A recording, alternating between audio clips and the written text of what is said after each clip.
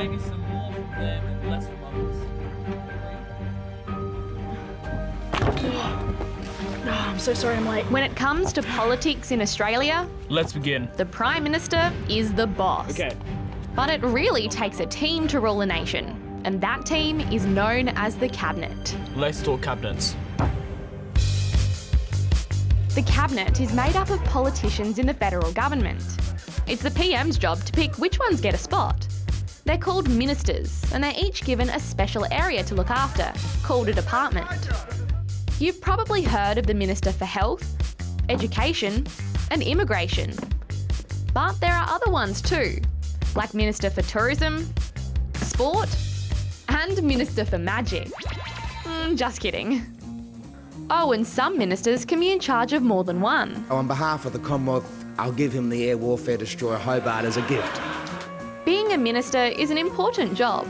It's up to them to know about and control everything that's going on in their department. It's growing stronger, day by day. It's also their responsibility to suggest new laws, which are first debated in top secret cabinet meetings before they get introduced to Parliament. I would like to put forward a new bill from my department.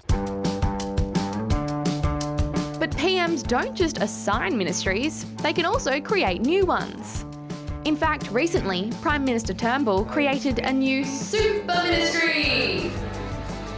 It's going to be called Home Affairs, and it brings together immigration, the Border Force, the Federal Police, and Australia's spy agency ASIO. So I want to stress we're taking the best elements of our intelligence and national security community and making them better. There'll also be an Office of National Intelligence, which oversees the spy agencies, and a new cyber security centre working around the clock to stop online threats.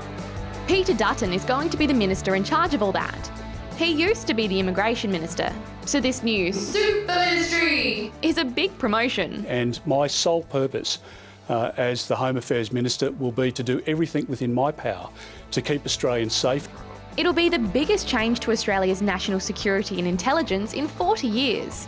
And the Prime Minister says he's been working on this plan for a long time. There is no room for complacency, there is no room for set and forget. It's going to allow us the greatest capacity to keep Australians safe. The new plan brings us closer to the way things are done in the UK, where all the departments that look after matters of national security report to one minister. But not everyone is convinced that it's needed. The opposition says our spy agencies are working well as they are, and some experts say it might actually be less efficient than before.